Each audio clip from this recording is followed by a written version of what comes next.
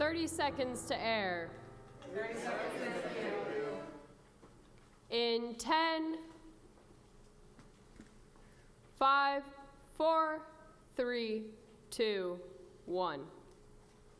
Broadcasting from the Sunset Radio Studios, Madeira Theater Arts presents Theater of the Mind, Charles Dickens' A Christmas Carol, a radio dramatization written by Philip Grecian and based on a novella by Charles Dickens. In a moment, our story. But first, these words. Project Mercy is a non-profit organization made up of 8 Madeira High School students. Project Mercy is aligned with the University of Cincinnati College of Law Innocence Project and has been working very hard over the course of the semester to raise funds for DNA testing for the Ohio Innocence Project. Project Mercy, along with Smile, will be hosting Banana Bunch Day on December 11th. Any Madeira student that wears the Banana Bunch shirt will have a chance to win numerous prizes from gift cards to an Apple Watch. As sizes and quantities are limited this year, make sure to reserve yours now through Project Mercy.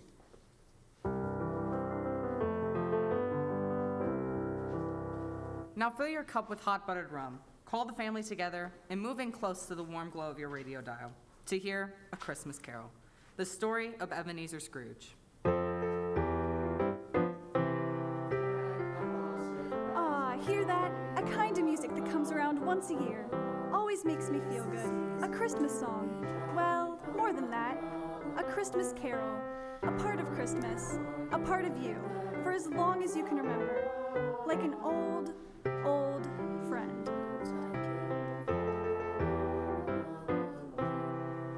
Well, that's one kind of Christmas carol, but we're here to present another kind, one written by Charles Dickens in 1843.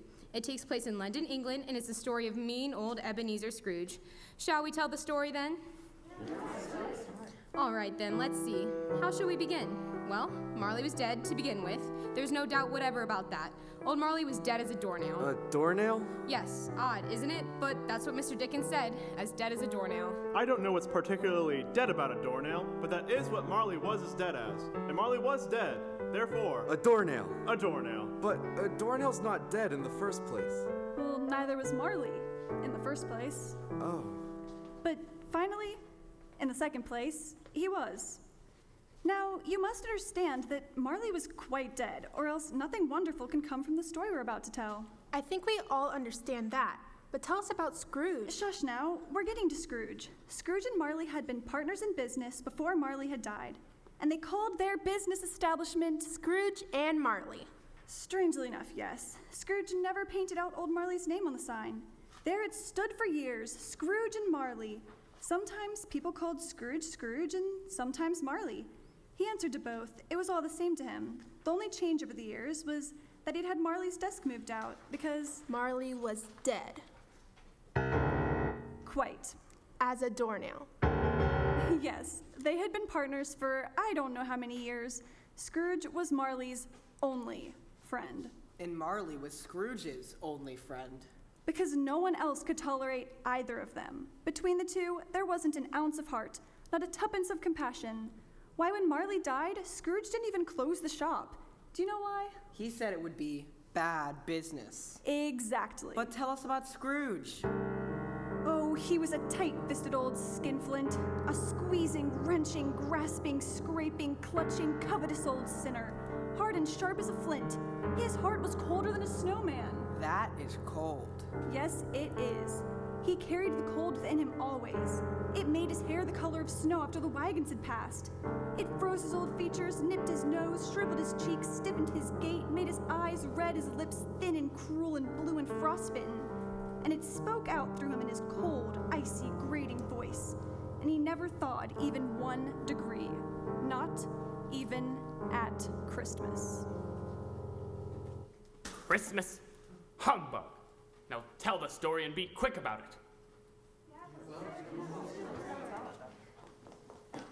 Once upon a time. Do they always have to start out once upon a time? How about we were somewhere around Barstow at the edge of the desert? No. Last night I dreamt I went to Manderley again. No. Whether I shall turn out to be the hero of my own life. No. It was the best of times, it was the worst of times. No. Well then, I think that you shall have to be satisfied with Once upon a time. That's what Mr. Dickens wrote, and I don't think that we should tamper. So, once upon a time, on Christmas Eve, old Scrooge sat busy in his counting house. It was cold, bleak, biting weather, and he could hear the people in the court outside go whizzing up and down, beating their hands upon their breasts and stamping on their feet upon the pavement stones to warm them. The old grandfather's clock in Scrooge's office struck 3. And though it was only mid-afternoon, it was dark and foggy outside. It had been that way all day. Scrooge's clerk, Bob Cratchit, sat at his desk copying letters. He wore a long white scarf to keep out the bitter cold, for Scrooge was too stingy to keep a warm fire blazing at the hearth. And on this particular Christmas Eve, Scrooge had a visitor, his nephew, Fred, who entered the establishment all in a glow, his eyes sparkling, and the spirit of Christmas radiating from his wind-burned face. A Merry Christmas, Uncle. Ah, humbug. Christmas? A humbug? Uncle, you don't mean that. I do mean it. What reason have you to be so merry? You're poor enough. What reason do you have to be so angry? You're rich enough. Ah, humbug. Don't be cross, Uncle. What else can I be in such a world of fools? Merry Christmas, indeed.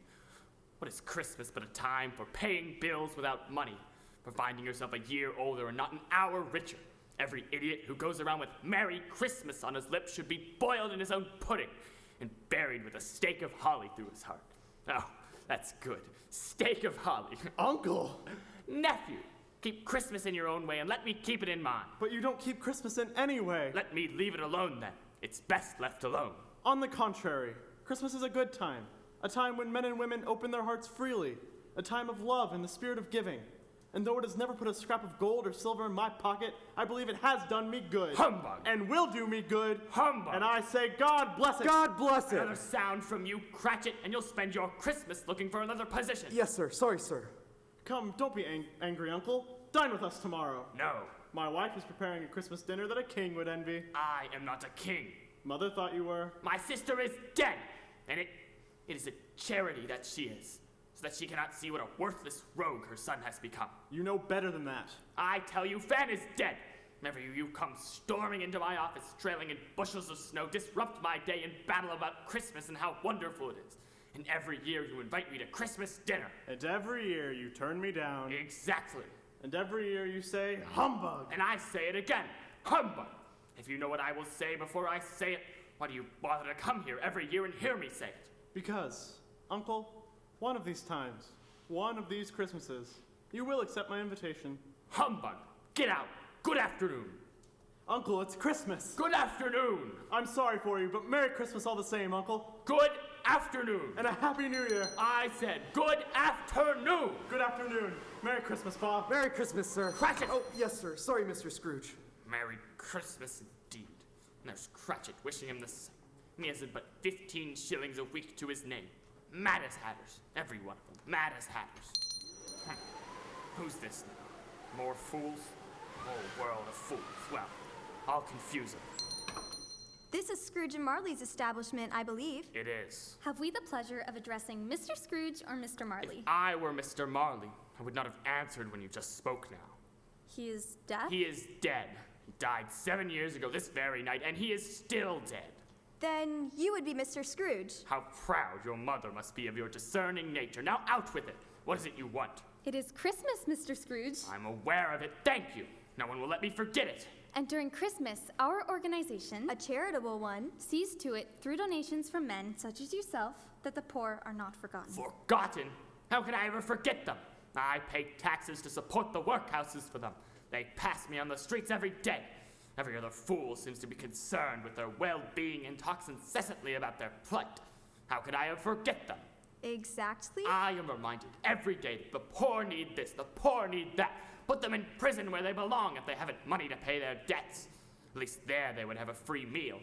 Are there no prisons? Plenty of prisons. In the workhouses. They can go to the workhouses, put in 15 hours a day at hard labor. Oh, but wait. Is it possible? Are the workhouses still in operation? I wish I could say that they were not. Those who work there are fed, are they not? They eat gruel. Good. If they want better food, they can go find better jobs. I did. Mr. Scrooge. And I am glad to hear that the workhouses are still in operation. I was afraid that something had occurred to stop them. We are trying to raise money to buy the poor some meat and drink to celebrate Christmas. How much would you wish to give? Nothing. Nothing! I wish to give nothing. I wish to be left alone. I do not make myself merry at Christmas, and I cannot afford to make idle people merry. I pay taxes to support the prisons and workhouses. Let the poor go to them. Many can't go there, and many would rather die. Yes, I know. So then they had better do it and reduce the surplus population. But... Good afternoon. Well, Good afternoon, Mr. Scrooge. Afternoon, Mr. Scrooge. Happy, Meanwhile, the fog and darkness thickened. The cold became intense, but the Christmas spirit warmed the people of London town. One young fellow stood outside Scrooge's door, and in the hope of a mug of hot chocolate, entered and serenaded him with a Christmas carol. Get away. God rest ye merry gentlemen. Get away. Get away from my door, you young roughneck. Away with you.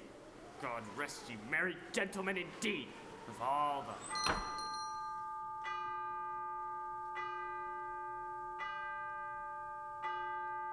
Good night, Mr. Scrooge. Where do you think you're going, Cratchit? Home, sir. You finished your work then? Yes, sir. All of it? Yes, sir. And you will want to stay home all day tomorrow, I suppose. Yes, sir. If it's quite convenient, sir. It's not quite convenient. But tomorrow's Christmas, sir. Humbug, it's not fair. It's only once a year, sir. Only once a year, sir. You only pick my pocket once a year. You only waste a whole working day once a year. You get no other day off all year. Why should you get Christmas? But, sir. Go on. Take tomorrow off then. Oh, thank you, sir. But be here early the next day. Yes, sir. Very well, sir. Thank you, sir. Merry Christmas, Mr. Scrooge. Humbug. And so Scrooge closed up his office and went home to a gloomy suite of rooms on the upper floor of an unhappy old building in an unhappy old neighborhood. Its yard was so dark that even Scrooge, who knew every stone, had to grope his way to the foot of the wooden stairs rising up along the outside wall.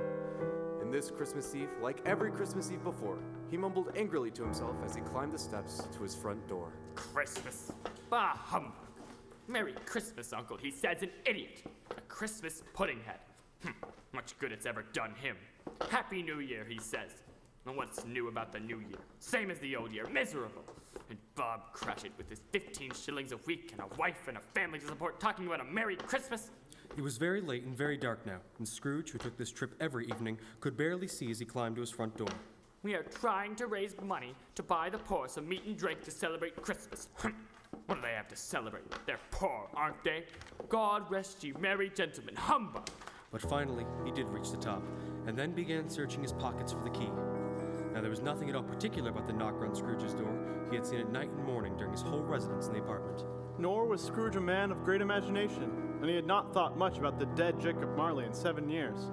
But as he found his key and turned, the knocker on the door began to move, changed, and became the face of Jacob Marley? as clearly as Scrooge had seen him in life. No, you're dead. Marley is dead. Scrooge's blood ran cold, and he stood a moment, facing away from the dreaded door. Finally, he was brave enough to turn and look, and Marley's face was gone. Scrooge stood facing his own door, and it was only his door, and nothing else. The door he had seen 1,000 times before. Never happened. Imagined it. Only shadows. Marley is dead. Humbug. Scrooge locked himself in, with a double lock, and thus secured against surprise, he changed into his dressing gown, slippers, and nightcap, and sat down close to the fire to eat his gruel. Merry Christmas. Humbug. Marley's face on the door. More humbug. Seeing things that aren't there. Marley's dead. Been dead for 7 years. Dead men don't. What was that? There it is again. Who is it? Who's there? Ah, wind. Ebenezer Scrooge. Who is it? Who's there? Who calls me? Let me see you. Where are you hiding? You won't frighten me. How did you get in? Where are you? Show yourself. Stop it. Stop it. It stopped. Of course it has. Wind in the chimney flue. That's all. Wind in the... Ebenezer Scrooge. Who are you? Why do you call me? Show yourself. I'm here, Ebenezer Scrooge. Jacob Marley. Jacob Marley, but you're dead. I am. You must be. I am. What do you want with me? Much. This can't be Marley. Who Who are you? Tell me who you are. Ask me who I was. Who are you then? In life, I was your partner, Jacob Marley. It is Marley. No, I'm imagining this. I've gone mad. Mad with all this infernal Merry Christmas. You don't believe in me. No. You doubt your own senses. I may be dreaming. You might be a nightmare brought on by eating too much. You might be a crumb of spoiled cheese or an underdone potato. You may not have risen from your grave, but from my gravy. Whoa! Please, Jacob. Why do you trouble me? Do you believe, then? I must. But why are you here? It is my curse. You're cursed, Jacob. I have been cursed to wander through the world and witness what I cannot share, to witness the unhappiness I caused in life, the unhappiness I cannot change in death. Why? Why do you moan? Are you in pain? I grieve over the chain I wear. Why do you wear it? Because it is my own, because I forged it in life. I made it myself link by link and yard by yard. Each link a sin committed in life. Look here. With this link, I turned my back on a man who asked for my help. Yes, I see it, but I... And this one, I cheated a friend out of what was his. Tell me. And this one, thievery, this, greed, then apathy, sloth, malice, revenge, disloyalty, selfishness, cowardice, link upon link, I forged the chain in life I now bear in death. We pay for our sins, Ebenezer Scrooge. It is quite a long chain, Jacob. Yours is longer. My chain? The chain you will wear in the afterlife. It grows longer each day. No. I can do nothing for you, Ebenezer Scrooge. You have made your own chain. You've added new links every hour. No, please, Jacob. Tell me it isn't so. I cannot. Only you have the power to change yourself, Ebenezer Scrooge. And you have much to make up for. I have sat invisible beside you many a day since my death. What an unpleasant thought, Jacob. But you died 7 years ago. Why have you not gone to your reward? Oh, weary journey lies before me, Ebenezer Scrooge. I must roam through an eternity. I cannot rest. I may not sleep. There is no peace for Jacob Marley. It is your curse. It is. But you were always a good man. A business, Jacob. Business? Mankind was my business. The common welfare was my business. Charity, mercy, forbearance, benevolence, these were all my business. Or they should have been. Well, but Jacob, you... Hear me! Oh! I'm here to provide a warning. You've yet a chance to escape my fate. You were always a good friend to me. Thank you, Jacob. Thank you. You will be haunted. Haunted? By 3 spirits. Oh, I thank you very much, Jacob, for the offer, but I think I'd rather not. You must! For without their visit, you cannot hope to shun the path I tread. Expect the first on Christmas morning, when the bell tolls 1. But I... Expect the second on the following night, the same hour. Could I take them all at once and have it done with, Jacob? The third will come on the final night, the stroke of midnight. Couldn't they just write letters, or... And now I must go, Ebenezer Scrooge, to join the other lost souls in our long journey. Go? Go where? Out there. Out the window, but Jacob, we're up so high. You'll fall, And up, up. Jacob! Jacob, I can't see you! Jacob, wait. Don't leave me, Jacob, please, Jacob. Oh, gone. All gone. Oh, my cold. Oh, close them. There. Better. Warmer now. He just went up. Straight up. Just... No. Never there. Most likely imagined it. Never happened. Humbug, never happened. Well, that's settled then. Off to bed now. Off to bed. And so, Scrooge slipped into his bed, drew the curtains, and slept. Until, when the hour bell sounded, light flashed up in the room. His bed curtains were drawn back, and... Ebenezer Scrooge? You're the spirit. The one that Jacob Marley said would come. I am. Who and what are you? I am the ghost of Christmas past. Long past? Your past. Are you a child? Do I seem a child? Yes, well, a moment ago you did, but now you seem as old as I, or even older. You change. Indeed, the spirit's hair was white, yet its face had not a wrinkle in it, lending it to an air of ancient wisdom and yet youthful hope. It wore a tunic of the purest white and held a branch of fresh green holly in its hand, while its dress was trimmed in summer flowers. And from the crown of its head there burned a bright, clear flame, while it held under its arm a large pointed hat, shaped like a candle snuffer. You are so bright. Would you please be so good as to put on your cap and extinguish your glow? What? Would you put out the light I give? Oh, well, why are you here? Rise from your bed and walk with me. Very well. Let me put on my slippers. Come. Outside? At first, Oh, it's quite cold outside. my light will warm and protect you. Out the window, I'll fall. I will protect you from it. Will it be a long walk Very long. into the country? Into your past. But Take my hand, have faith, and leap. I don't think I. Do you know this place? I do. It's the school I attended as a boy. How many Christmases did you spend here? Too many. How many years did you sit at your desk in the schoolroom, a solitary child neglected by friends and family? My father never cared where I spent my Christmas. But there was one Ebenezer, one who loved you and whom you loved. There was my sister, dear little Fan, sweet little Fan. Answer the door, Ebenezer Scrooge. What? Say, come in. Come in. Dear, dear big brother. Fan? Are you surprised to see me? I am. Oh, I am. Oh, Fan. I have come to bring you home, dear brother. Home for Christmas. But how? She sees you as you were then. But not you? No. We shall go home forever and ever, dear brother. Father is ever so much kinder than he used to be. Has he treated you well, little Fan? Oh, yes. He even spoke to me gently one night as I was going to bed. And he seemed so calm and good that I was not afraid to ask him once more if he might come home to us. And he wasn't angry at all. He said, yes, you could come home. Home for good. And he sent me in a coach to bring you. Oh, Fan, I wish. We are to be together for Christmas and have the merriest time in all the world. God bless you, Fan. God bless you, big brother. Oh, please do come now. Come with me. Yes, Fan, I'll... You cannot. Go on without me, Fan. I'll be alone. Go on now. I'll see to having your trunk and boxes tied to the top of the carriage. Don't be long. Oh, I love you so, Abby, and we shall be together again. And it will be the best Christmas ever. The best Christmas ever. I'll wait at the end of the path. The end of the path. Always a delicate creature, whom a breath might have withered.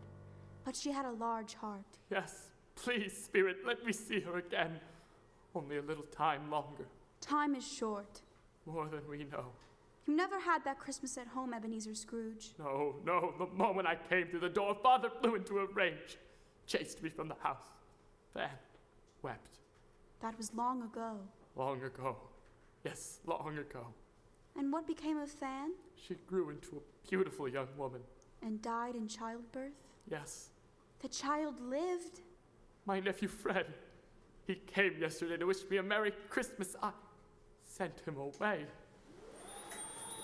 The time and place have changed now, Ebenezer Scrooge. Do you know this place? I was apprenticed here. Boys, where are you? Dick Wilkins. Why, it's old Fezziwig. Bless him, old Fezziwig alive again. Where are you, Wilkins? Right here, Mr. Fezziwig. Dick Wilkins? He was my best friend in those days, Spirit. Poor Dick. Dear Dick.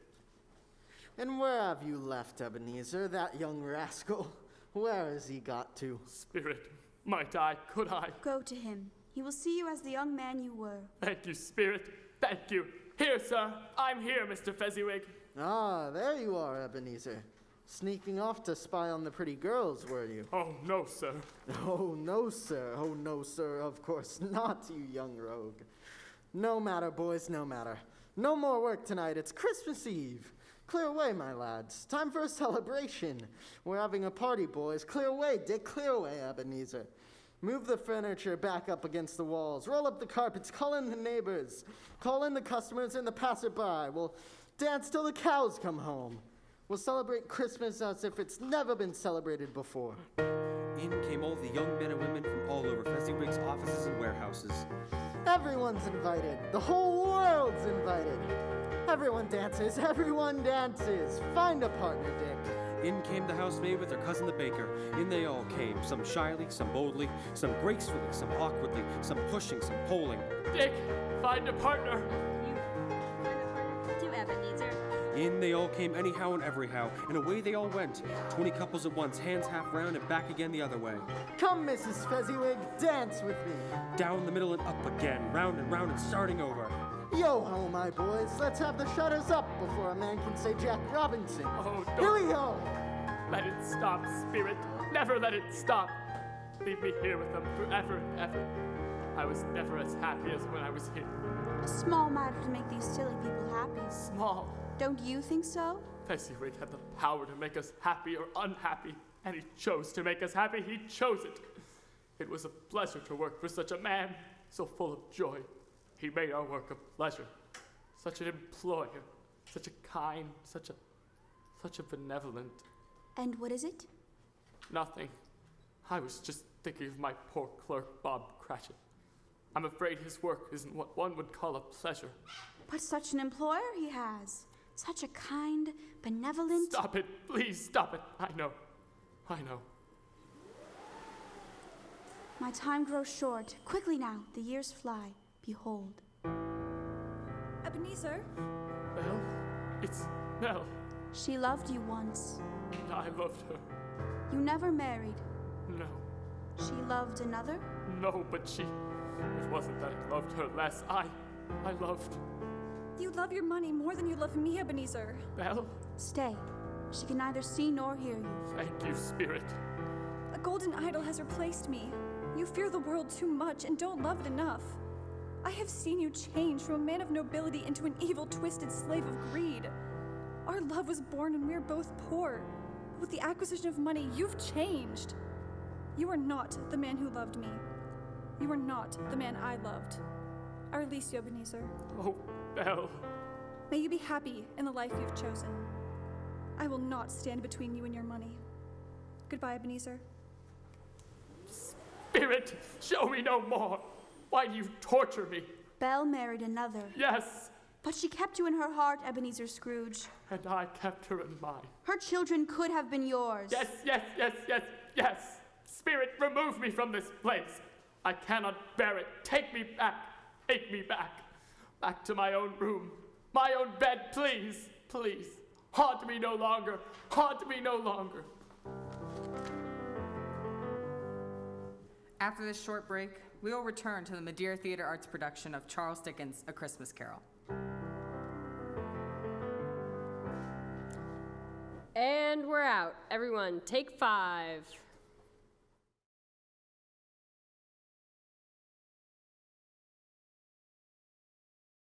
In 10, 9, 8, 7, 6, 5, 4, 3, 2, 1. We will return to our drama in a moment, but first, a word from our sponsor.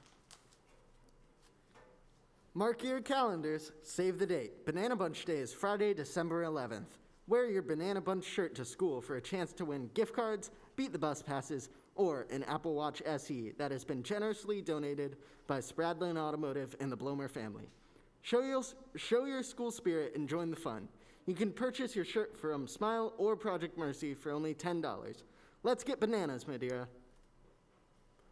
Madeira Theater Arts would like to take a moment to recognize our seniors participating in A Christmas Carol.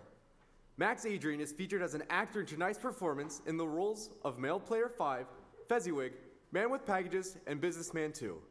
Max has served on the tech crew as a soundboard operator and has been seen on the Madeira stage as J. Pierpont Finch in How to Succeed in Business Without Really Trying, Sydney in Catch Me If You Can, and was a member of the ensemble in Godspell. His community theater credits include playing the role of Anthony Hope in Sweeney Todd and Harry in Puffs. Max is a 4-year member of the Marching Mustangs, and this year he served as a section leader. Outside of the fine arts, Max has been a varsity lacrosse player, played club hockey for 2 years at the high school level, and is a 4-year member of the Latin Club. After high school, Max would like to attend college to major in musical theater. Ava Mobley is featured as an actor in tonight's performance in the roles of storyteller, belle, and a partygoer. Ava is no stranger to the stage. Her performances featuring her acting, singing, and dancing include Cinderella, Bye Bye Birdie, Almost Maine, Guys and Dolls, How to Succeed in Business Without Really Trying, Catch Me If You Can, The Sound of Music, and Godspell. Ava is very active as a dancer, a football and basketball cheerleader, with cross country and with track. Ava is a member of the National Honor Society and multiple clubs at Madeira High School. After high school, Ava would like to attend college and is interested in social work and early childhood education. Max and Ava, thank you for your many contributions to the success of Madeira Theater Arts. We applaud you for the many ways you make our school and community Madeira strong.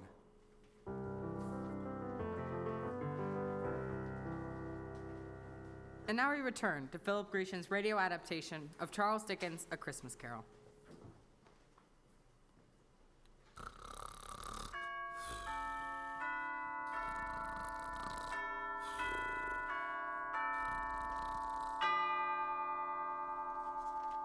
What? 1 o'clock? 1 o'clock. I slept through the day. Jacob Marley warned me. Another spirit, he said. Another spirit at 1 o'clock. Oh.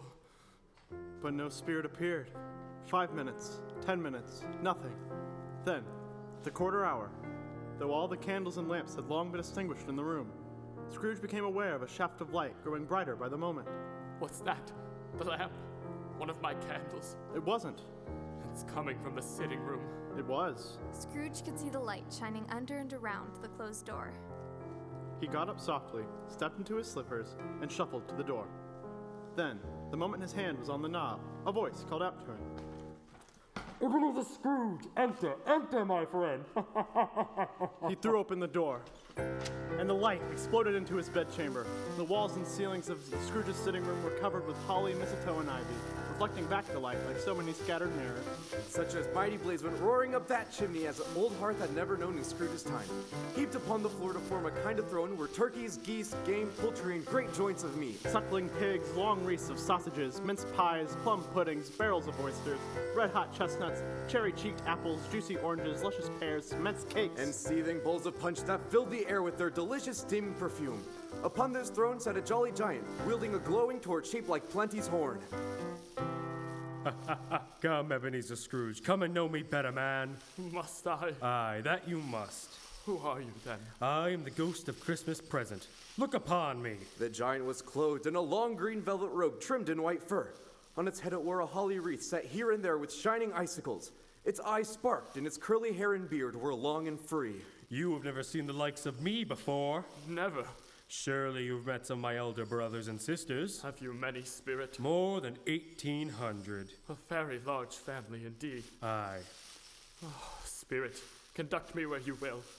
Last night, or I think it was last night, I learned a lesson from a spirit. Tonight, if you can, teach me more. Come, touch my robe. Oh, where are we going? Out into the streets, man.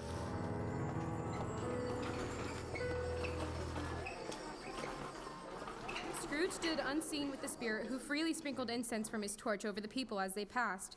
It was a very uncommon kind of torch, for whenever there were angry words, it restored good humor immediately. Hey, steady there. Watch where you're going. Me? Look at you, stumbling along with your packages. Ran right into me. No such thing. Now my parcels and packages are scattered all over. Mine as well.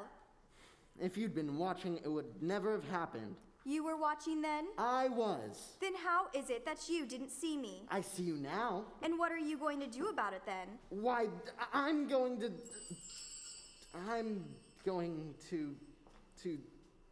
help you with your packages. Oh, thank you. It doesn't seem I've damaged anything. It was all my fault, you know. Nonsense. If I'd watched where I was going, this wouldn't have happened. Here, these are yours. Thank you. No harm done. Ah, look here. We've collided directly in front of a chocolate shop. Would you care to have something? I'll pay. Delighted. After all, it's a shame to quarrel upon Christmas Day. And so it is, God love it, so it is.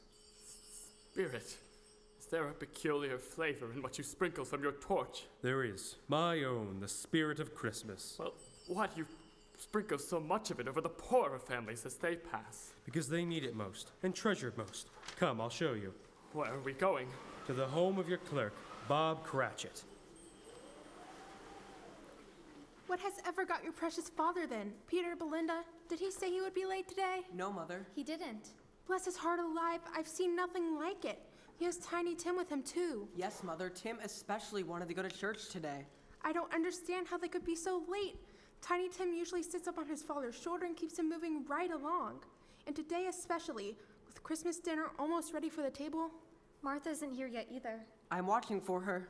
Martha is later than she's ever been. I do hope nothing has happened to spoil our plans. I see her. Here comes Martha. Martha's here, Mother. Get the door, Peter. Yes, Mother. Merry Christmas, Mother. Merry Christmas, Martha. How late you are. I'm sorry, Mother. We had a deal of work to finish up last night and had to clear away this morning. Well then, as long as you've come, sit you down by the fire and have a warm. There's Father coming. With Tiny Tim. Hide, Martha, hide. Hide in the bedroom. Merry Christmas, one and all. Wish everyone a Merry Christmas, Tim. Merry Christmas. That's the boy. Merry Christmas, Merry Christmas. Merry Christmas, Belinda. Merry Christmas, Peter. Why, where's our Martha? She was coming today, wasn't she? No, I'm afraid she's not coming this Christmas. Not coming? Not coming upon Christmas Day. Oh, Surprise! She was Martha, hiding from me. You did come. Of course I came, Father. How can I not come on Christmas? Let Tim down, Father. We want to show him. Come into the kitchen, Tim. Oh, do, Tim. Mother has made the most wonderful pudding. It's not out yet, but you can hear it singing in the copper. It smells so like Christmas should smell. Come see. Oh, I have to see. Let me down, please, Father. Down you go then, Tim. Not so fast. Here, take your crutch first. Come, Tim, come see. I'm coming. Here, let's Tim, go. hurry. What would Christmas be without a visit from the eldest daughter, eh, Martha? Why, it's all Tim has talked of all week. How did Tim behave today? As good as gold. And better. Somehow, he gets thoughtful sitting there by himself. He told me coming home that he hoped the people in church saw him looking so happy and bright, because they might forget their own troubles and remember who made the lame walk and enter into the spirit and meaning of Christmas all the more. He's growing stronger, stronger every day. Yes, of course he is, Father. You should smell the pudding, Father. A perfect pudding. The best pudding ever in the world. Oh, and what makes you such an expert on puddings? Haven't I tasted the puddings Mother makes every year? Indeed you have. They're the best puddings that could ever be. And this pudding is the best of the best. The best of the best. I'll wager it is, Tim. I'll wager it is. Come, children, time for dinner. You hear that, Tim?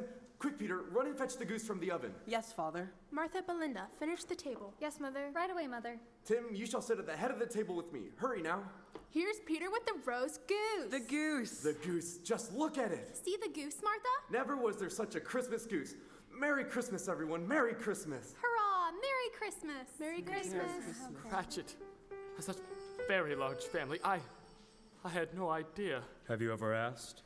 No, but it seems such a small meal for such a large family. But honestly, come by. Your clerk works very hard for his 15 shillings a week. I see no presents for the children. There isn't money enough. They keep Christmas in their hearts, not their pocketbooks. They give presents of love. What if Tiny Tim, such a frail little fellow, will he... Shh. Time passes. They've done with their meal. The pudding, my dears. Time for the pudding. The pudding. It's time for the pudding. Here comes the pudding. Here comes the pudding. Smell that. Smell the pudding. A beautiful pudding. A perfect pudding. A wonderful pudding. An excellent pudding. A wretchedly small pudding. Bigger in their eyes than in yours, and the finest tasting pudding in all of London. Ow, wow. A Merry Christmas to us all, my dears. Merry Christmas. A toast. A toast. To Mr. Scrooge, the founder of the feast. The founder of the feast, indeed. I wish I had your Mr. Scrooge here right now, Bob Cratchit. I'd give him a piece of my mind to feast upon. My dear, the children, Christmas Day. To drink to the health of a stingy, hard, unfeeling man as Mr. Scrooge, we carry the Christmas spirit too far. No, Mother. Mr. Scrooge needs Christmas just as much as we do. Even more. Oh, Tim. Very well then. I'll drink to his health, but only because it's Christmas Day. That's the way to Mr. Scrooge. To Mr. Scrooge. God bless him. God bless him. And God bless us. God bless us, everyone. Special announcement. Young Master Timothy Cratchit will grace us with a song from his vast repertoire. Oh, yes, a song, Tim. Sing us a song. Yeah, sing a song. What child They all is seem so this who happy. laid to Aye. But they're poor. I don't pay Cratchit enough for one man to... Oh, now it's out, eh? You don't pay Bob Cratchit enough for one man to live decently, yet he supports a family. I was going to say... Yes, I know what you were going to say. The strength of that family lies in the family itself, not in the paltry sum Bob Cratchit brings home. Love is the main element there, not money. Spirit, tell me if Tiny Tim will live. If these shadows remain unaltered by the future, I see a vacant seat in the chimney corner and a small crutch without an owner. No, no, oh no, kind spirit, say he will be spared. There are hospitals. If he is going to die, he had better do it and decrease the surplus population. Whose words are those?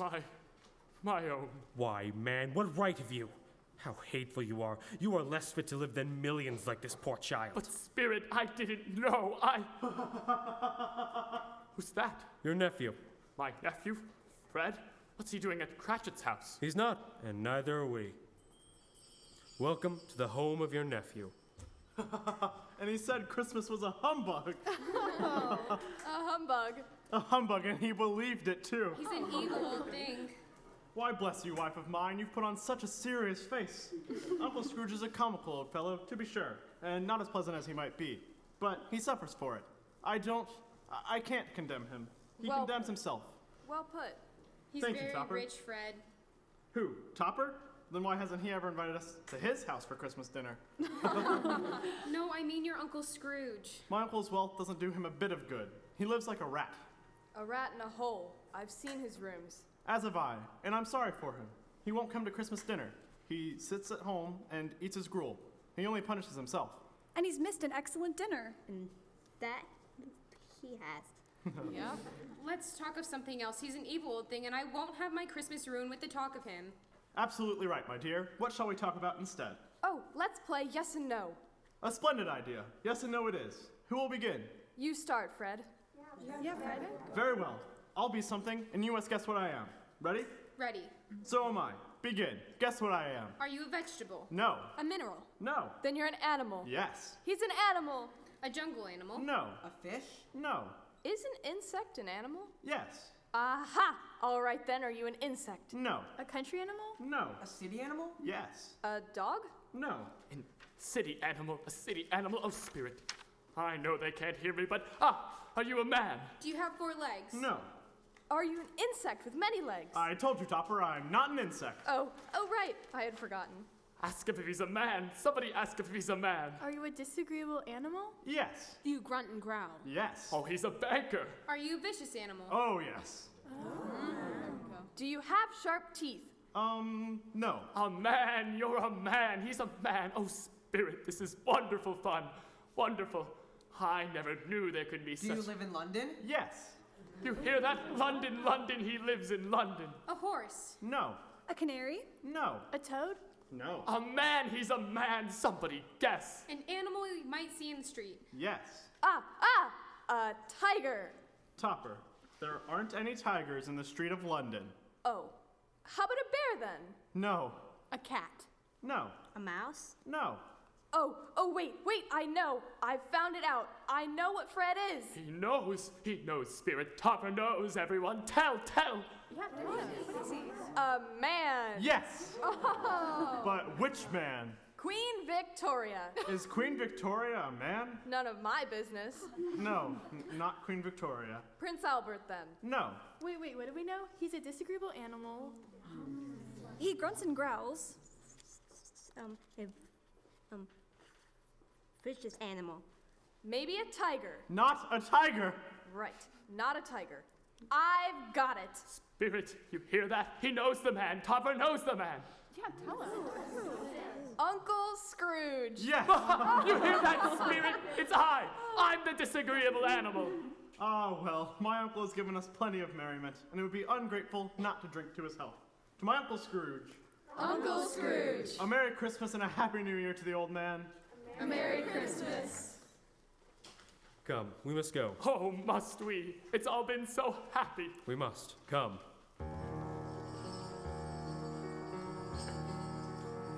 They went far and saw much, visiting many homes where the Spirit's torch brought the happiness of Christmas spirit. They stood beside sick beds, and those who suffered were cheerful. They brought the comforts of home and holidays to those who were far away in foreign lands. They stood with those in despair and brought hope, with those in poverty who were, for the time, rich in spirit. It was a long night, though Scrooge felt that it was more than a single night. and observed that the spirit grew visibly older until finally its hair was thin and white. Are spirits' lives so short? My life upon this earth ends tonight.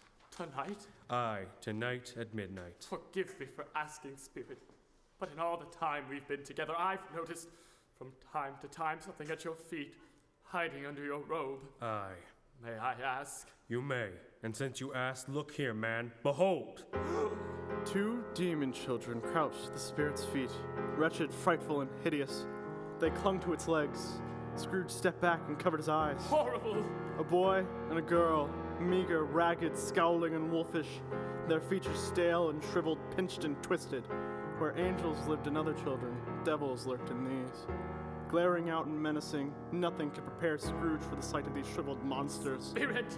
Are they yours? They are man's. Man's. The boy is ignorance, the girl is want. Beware of them both, but most of all, beware of this boy. Have they no refuge or resource? Is there no hope for them? And Tiny Tim! Is there no hope for Tiny Tim? Are there no prisons? Don't mock me! Are there no workhouses? Are there no prisons? There are no workhouses? There are no prisons? There are no workhouses? Scrooge had fallen to his knees and buried his head. Then, at the final stroke of midnight, he lifted up his eyes to find the spirit, and beheld instead a solemn, towering phantom, draped and hooded in a black garment, concealing its face and form. It glided towards him like a mist along the ground. Are you the ghost of Christmas yet to come? And you have come to show me the shadows of things that have not happened but will happen, my future. Is that so, Spirit? Oh, Spirit, I fear you more than any of the others I've seen, but I know you mean only to do me good. I'm ready. Show me the future. But where are we, Spirit? Oh, what? We've returned to Bob Cratchit's house. Are we now going to see things that haven't happened, things that will happen in the future? But why here? Why have we come here again? Why have we Spirit? Where is Tiny Tim?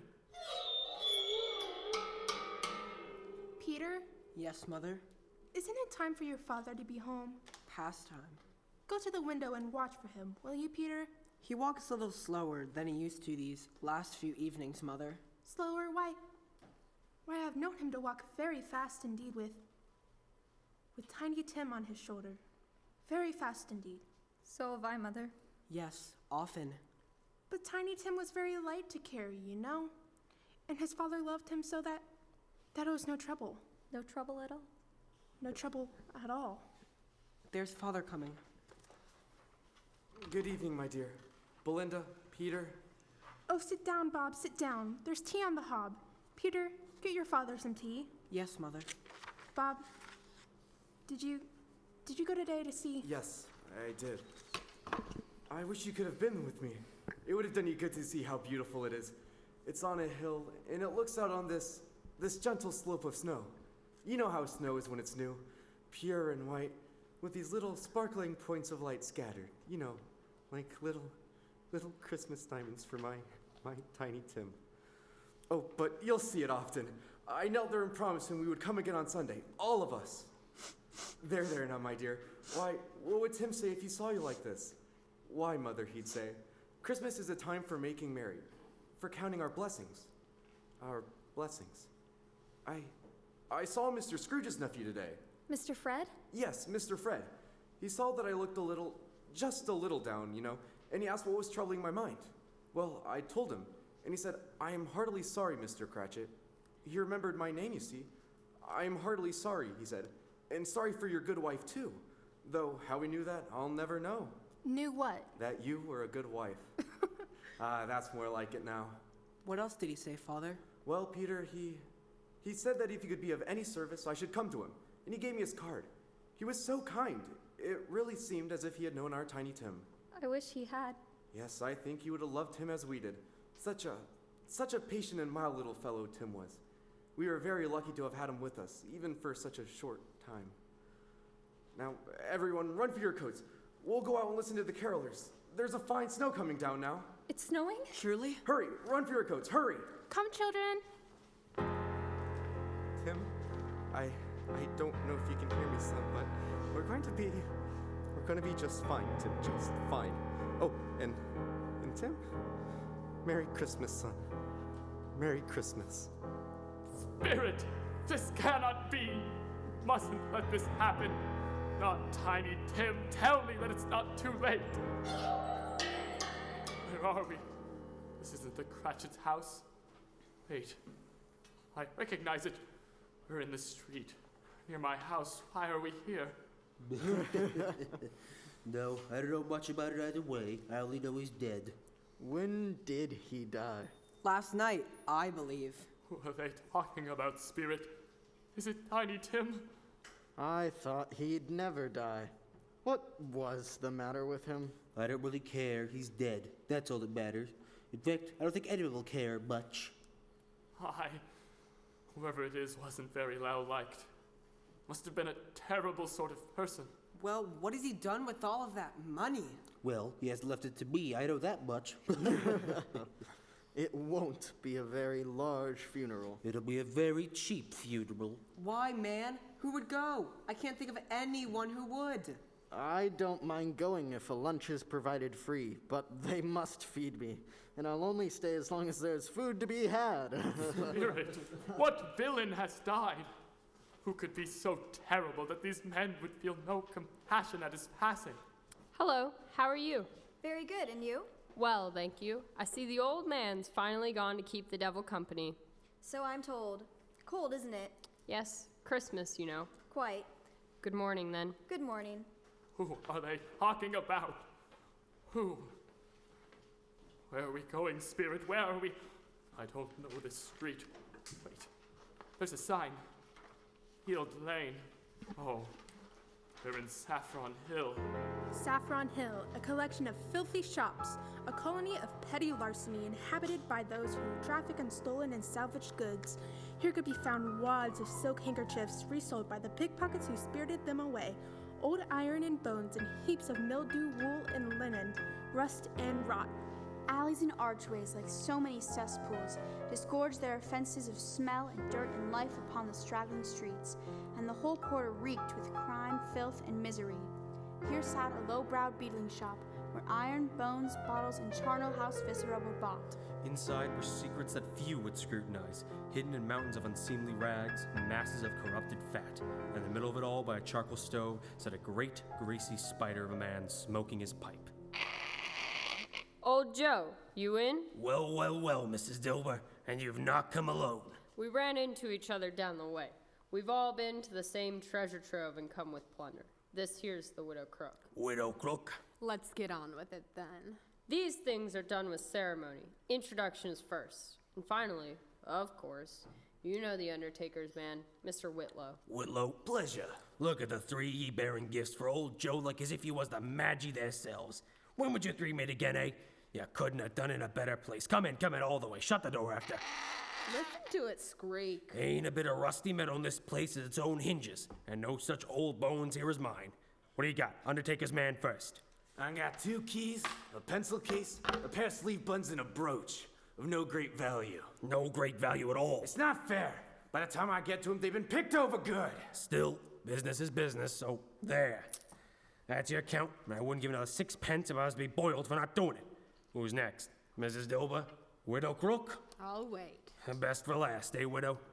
Here's mine, Joe. Let's see what you have there, Miss Dilber. Sheets and towels, pair of boots, 2 old-fashioned silver teaspoons, pair of sugar tongs and a coat. Somewhat the worse for wear. I always give too much to the ladies. It's a weakness, and that's the way I ruin myself. Here's your account, then. If ye asked me for another penny, I'd repent of being so liberal and take back half. Now undo my bundle, Joe. All right, then. What's this? Bed curtains? Bed curtains. His own. His own curtain rings, too. You don't mean to say you took them down, rings and all, with him lying there? Yes, I do. Why not? You were born to make your fortune. What's this, his blankets? Whose else you think? He isn't likely to take cold without him. And this? You may look through that shirt till your eyes ache, but you won't find a coal in it. It's the best he'd had. They'd have wasted it if it hadn't been for me. Who wasted it? They had an honorably buried in, but I took it. You took it off him. Well, he was, If calico ain't good enough for such a purpose, it ain't good enough for nothing. He can't look any uglier. Mercy. I should have had that shirt by rights! Oh, pipe down, Whitlow. You got plenty. Got anything else, Widow? That's the lot. Good. Afraid you might be marketing the corpse itself. Oh, no. All right, then. People on the street. I couldn't get it out. Why couldn't he have been a natural sort of fella? That's what I'd like to know. That's the Lord's own truth, ain't it? Well, let me tell you. He wouldn't give a poor old woman a penny. If he'd just been nicer to people, he might have had somebody looking after him while he was sick, instead of dying all alone by himself in his room. True words was never spoke. It's a judgment on that's what it is. I don't think he was ever kind to nobody in his life. Spirit, please. I know there must be some lesson to be learned in the death of this man they speak of. No one could love such a man. Tell me his name. We're back on the street. Where are we off to now, Spirit? Are we? Merry Christmas, brother. She sees me? Ah, Merry Christmas. Tell me, sister. Have you heard about the man who died last night? Oh my, yes. The whole district's buzzing with the news. Mind you, I didn't know him myself, but from the talk that I've heard, we're better off without him. He was a nasty old miser. No one mourns him. His name. Do you know his name? Why, of course. Doesn't everyone? It's Ebenezer Scrooge. Ebenezer Scrooge died last night. Merry Christmas, brother. Spirit, I'm the one who died. I'm the one nobody mourned. Spirit, hear me. I'm not the man I was. Assure me that I may yet change these shadows you have shown me. That I may make Tiny Tim well again. That he won't die. That I may alter my life and become a good man. I will honor Christmas in my heart and keep the spirit of Christmas all year round. I will live in the past, the present, and the future. All three spirits will live in me. I've learned my lesson. Spirit! Spirit! Spirit! Why, I'm back in my own bed. But how could... Another chance. I'm being given another chance. I'm not dead. And Tiny Tim's not dead. Another chance for Tiny Tim. I'll be good, spirits. I'll be good from now on. Another chance. Tiny Tim won't die. I'll send him to doctors, the best doctors. I don't know what to do. I'm as light as a feather, as happy as an angel. Merry Christmas to all the world. Oh my, I don't know what day it is. I don't know how many days I travel with the spirits, under the influence of spirits. Oh, I like that, under the influence of spirits. I don't know anything. I'm a baby, a little baby, but I don't care. I like being a baby. I like being a baby. I like being a baby. Oh, look out the window. A boy down in the street. Do you see that? You see that? Who am I talking to? There's no one here but me. I hope. Oh boy, you there! Who, me? Yes, you. What's today, my fine fellow? Today? Why, it's Christmas Day. It's Christmas Day. I haven't missed it. Spirits have done it all in one night. Or they sent me back, or they can do anything they like. Anything. You know that, don't you? Of course you do. Of course you do. Who am I talking to? Only me. Hello, my fine fellow. Hello. Do you know the poulterer's shop at the corner? Yes, sir. Oh, an intelligent boy, a remarkable boy. Have they sold that prize turkey that was hanging up there? The big one? What, the one as big as me? Oh, a delightful boy. A pleasure to talk to him. Yes, my lad, the one as big as you. It's still there, sir. Good. Go and tell them to bring it here to me and I'll buy it. And I'll tell them where to take it. Come back with the man and I'll give you a shilling. A shilling? Come back in less than 5 minutes and I'll give you half a crown. Half a crown? Yes, sir. I'll be back, sir. Half a crown. I'll send it to Bob Cratchit. He won't know who sent it. Why, it's twice as big as Tiny Tim. Oh, I must dress and meet the turkey downstairs. No, not the turkey. Now, quickly, I'll have Christmas dinner with my nephew Fred. Won't he be surprised, though? Oh, what a time old Scrooge had that Christmas. He had dinner with Fred and sang carols and played games, including yes and no, which he won every time. And after dinner, he went round to all the shops and pounded on the doors till they were opened to him. And he brought presents for all the Cratchits and had them sent to their house, but he instructed the shopkeepers not to tell who sent the presents, and by the time night fell, he had spent more money on presents and food for the poor and needy than he'd ever spent on anything his entire life. And he was happier than he'd been in his entire life. But he was early at the office the next morning, so he could catch Bob Cratchit coming in late. And Bob was late. Bob and his family had stayed up the night before celebrating the strangest and most wonderful Christmas they'd ever had, for a good spirit by the name of Ebenezer Scrooge had sent food and gifts and clothes to the Cratchit household. The clock finished striking 9. No Bob. 15 minutes past 9. No Bob. And then, at 9:30. Cratchit! Yes, sir? What do you mean by coming in here at this time of day? I'm very sorry, sir. I'm behind my time. Yes, you are. Behind your time a whole 30 minutes. Come here, Cratchit. It's only once a year, sir. It won't happen again. I'm afraid I was making rather merry yesterday, Mr. Scrooge. You see, someone delivered. I mean, we were surprised to. It was... Cratchit! I'm not going to stand for this sort of behavior any longer. No, sir. And I see no choice but to raise your Please, salary. Sir, I can't. What? That's right. You heard me. Raise your salary. Raise my... Merry Christmas, Bob. A merry, merry Christmas. Can you ever forgive an old fool? Yes, sir. I mean, no, sir. You're not a fool, sir. I'm going to raise your salary. And I want to help you raise that family of yours too, Bob. We're going to get Tiny Tim the best doctors in the world. He's going to be fine, Bob. He'll grow up strong and healthy. And we'll see if we can't find your oldest boy, Peter, a good position where he can learn a trade. Belinda, too. And schooling. The children will need all the best schooling. It's too cold in here. Put some more coals on the fire. Yes, sir. No. Never mind. I'll do it. Here, you sit at my desk. Make yourself at home. Sit in my chair. Put your feet up. I'll bring you a nice Christmas bowl of smoking bishop. It's about time, isn't it, Bob? A merry, merry Christmas to you, Bob Cratchit. A merry Christmas to everybody. Scrooge is better than his word. He did it all and more. And to Tiny Tim, who did not die, he was a second father. He became as good a friend, as good a master, and as good a man as the good old city knew. Some laughed at him, but he let them laugh. For he was wise enough to know that nothing ever happens that some people don't laugh. It was enough for him that he was happy. He never saw the spirits again, but he learned their lessons well. For it was always said of him that he knew how to keep Christmas better than any other man. May that truly be said of all of us. And so, as Tiny Tim observed, God bless us, everyone. You've been listening to the radio dramatization of A Christmas Carol, written by Philip Grecian, based on the novel by Charles Dickens, and presented by Madeira Theater Arts. And so, good night, happy holidays, and Merry Christmas. Merry Christmas!